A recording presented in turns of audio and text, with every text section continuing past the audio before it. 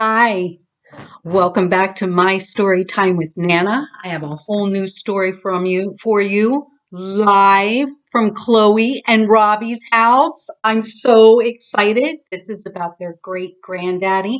I think you're going to love it. I love this story. Let's begin. They're right behind the camera.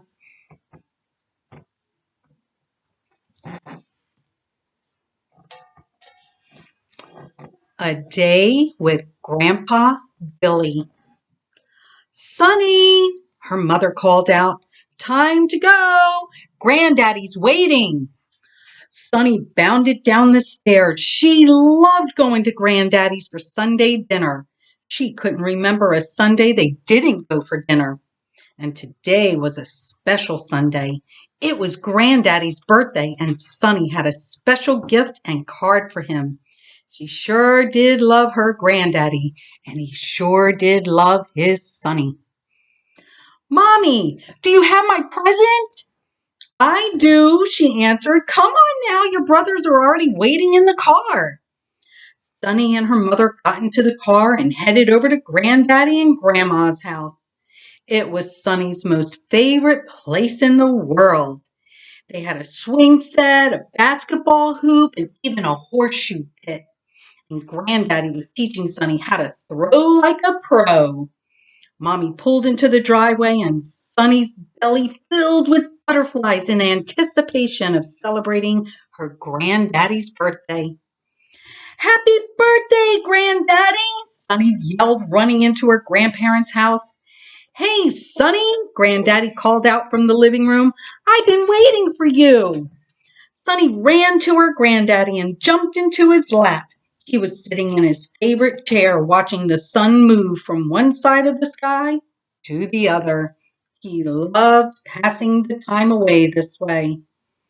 Granddaddy, here's your present, Sonny said, handing him a wrapped box with a tiny red bow.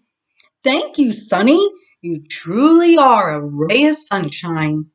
He began unwrapping his gift, and he stuck the bow to Sonny's hair, and she smiled big for him. Granddaddy opened the box, and inside were 2 bags of gummy bears. Oh, my favorite! He gave Sonny a kiss. Thank you, sweetie. Go get that bowl on the coffee table. Sonny hopped off his lap and brought the small wooden bowl back to her granddaddy. He opened his gummy bears and poured them into the bowl and then promptly plopped 2 pieces right into his mouth. Yummy, he said, rubbing his belly. I just ate a cherry and a pineapple. Now that's good stuff. Here, try this. Granddaddy gave Sonny a blue and a green gummy bear. Sonny popped them into her mouth and chewed. It's like a sweet apple, she said. There was nothing like sharing gummy bears with Granddaddy. You know, these gummy bears fit perfect in my bowl, Granddaddy told her. When I got this bowl, I wondered what I'd do with it. It was a gift, you know. It was? Did someone buy it for you? Oh, no. Someone made this bowl for me. This bowl is almost 50 years old, he told her. Wow, that's pretty old. It sure is. It was given to me when I was about 13 or 14. That was just after America entered the Great World War. A lot of men in Gadsden were off to war at that time. Now, I didn't join the war effort until I was 16 or 17. It was hard times for everybody with most of our men gone. I remember we had ration books for food like sugar and cheese, meat. Pretty much everything was rationed at that time. You could only get so much of those things, and everybody had their own ration book. The food rationing was so we could send food to the soldiers on the front lines. Americans even stopped making household appliances like vacuums and washers and even cars because those plants were now being used for the war effort to make tanks and tires, guns, and ammunition.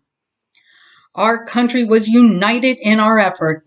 We saved our money to buy war bonds to provide the very best for our soldiers fighting overseas. We all flew American flags. We knew our sacrifices for the good of our country. We were the United States of America, the greatest country in the world, and we were going to save the world. All our neighbors helped each other back then. Anyhow, in the beginning of the war effort, I had a job.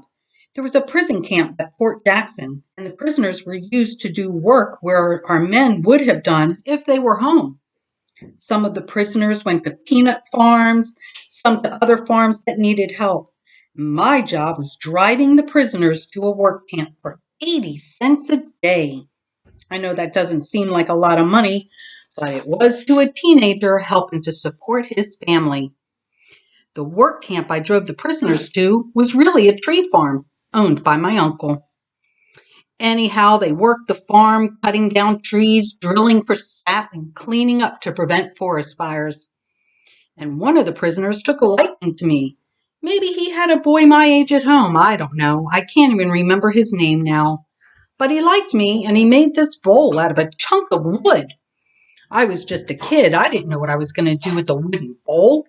But I took it just the same, and now look at it. It's filled with my favorite candy. Was it scary driving the prisoners? Sonny asked. Oh, no, they were happy to get out of the camp just to do something, even if it was work. Besides, they got paid 80 cents a day, too. And working outside of the prison was like not being a prisoner after all. You know what I mean?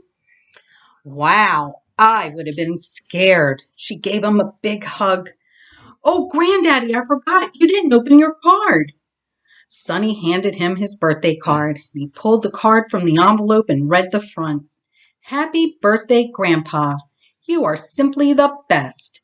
And then he opened the card, and it began to play the song Happy Birthday to You. His eyes opened wide. What in the world? He asked Sonny. He was so surprised. How is this even possible?